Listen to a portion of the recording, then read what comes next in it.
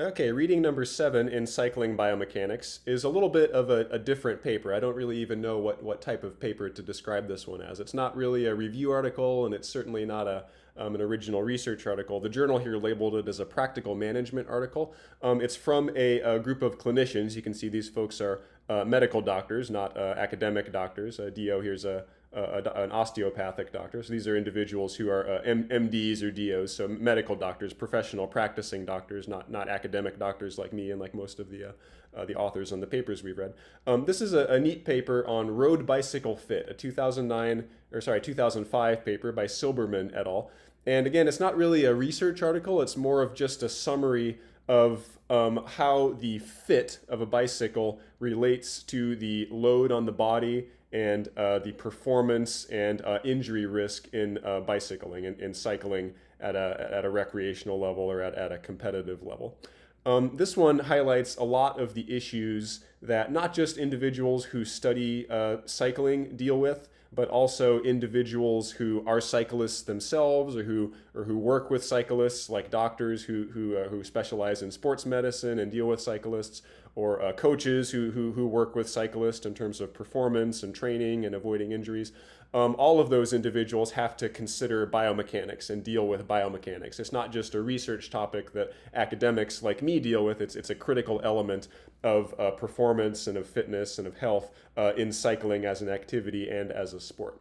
And so this paper gives a nice general overview of what biomechanics individuals who are concerned with road bicycle fit have to examine and have to deal with. Now, what is road bicycle fit?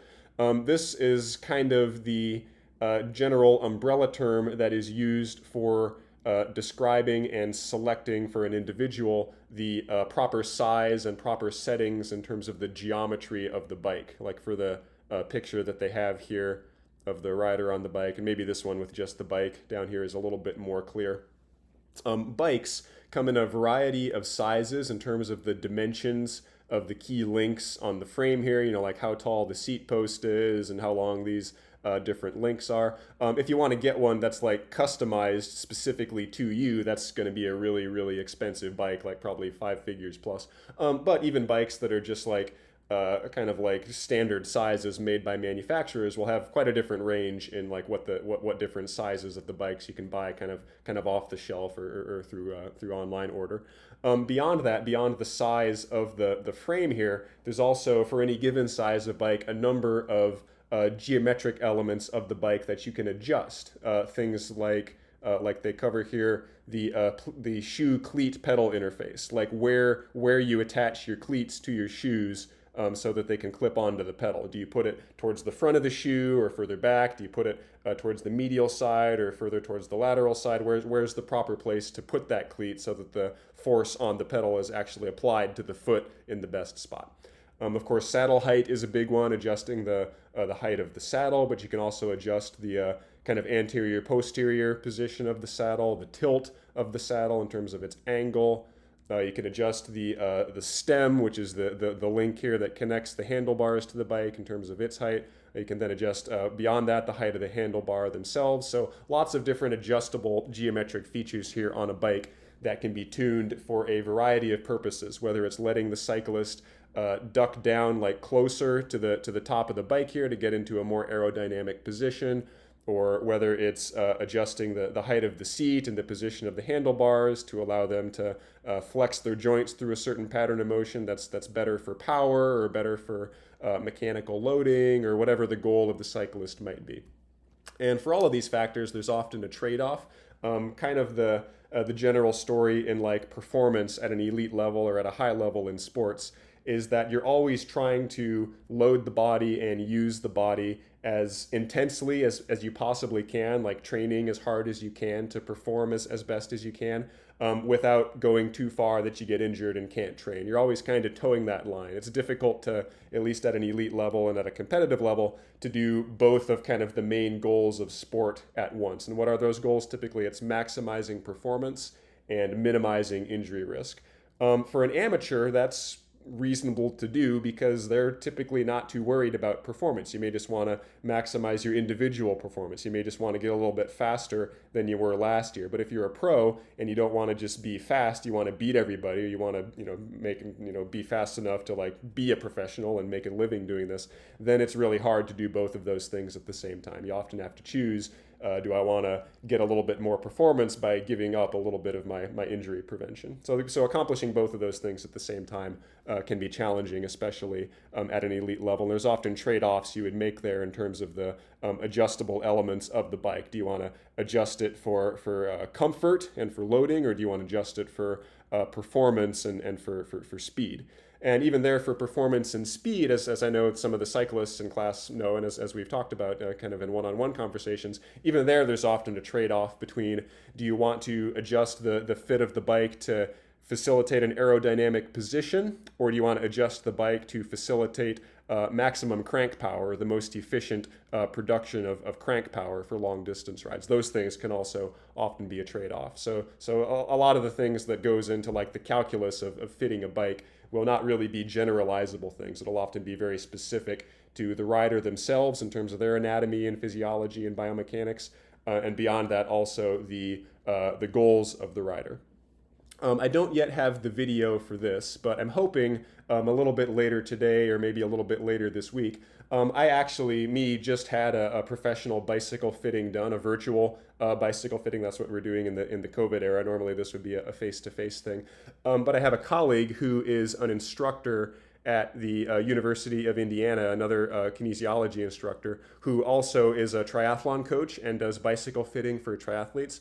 And so he had me take some videos of me on my bike, on my trainer, and then he's going to suggest some adjustments to my form and to the fit of the bike that could help improve my fit on the bike for my goals that I gave him. And so he's making a video of that for the class, and I'll hopefully post that a little bit later. That won't be like exam material or anything. I'll just give you guys kind of a firsthand example of what people who do this professionally deal with in terms of how you might adjust a bike for an actual individual athlete for their goals. Last bit I'll comment on here on this paper is just kind of the motivation that they give here for injuries. And this is just something to keep in mind in terms of perspectives on injuries in cycling. Kind of the story in triathlon is that a lot of triathletes are former runners who got hurt too much running and then took up cycling because of that, because it's easier, quote unquote, on the body. And then to be a triathlete, you also have to swim, so then you take up swimming on top of that. So there's often this impression that cycling is not something that injures you. Lots of people get injured runners, but get injured running, but nobody gets injured cycling. Cyclists certainly still deal with a lot of injuries.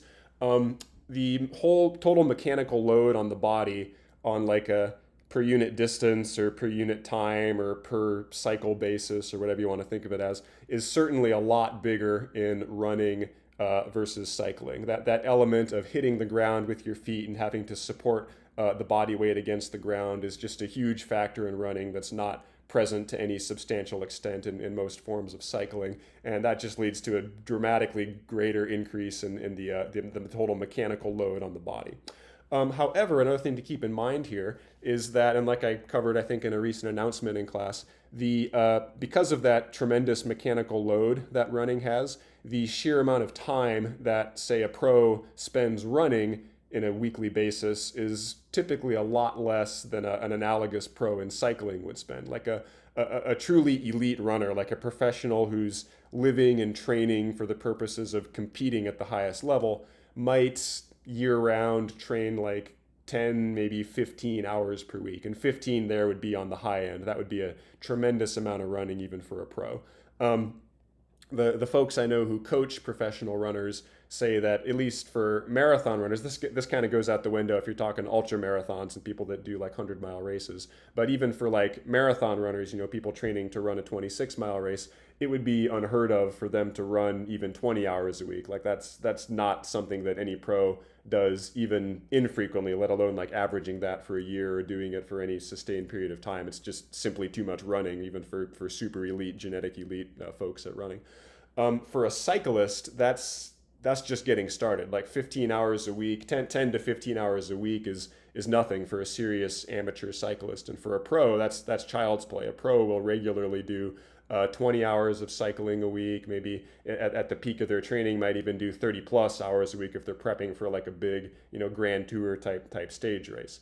And so let's consider just how many sheer amounts of times you're loading the body throughout the pedal stroke when you are doing that much cycling. So if you're truly cycling at like a high volume, just how many times exactly are you loading the body with the forces of cycling?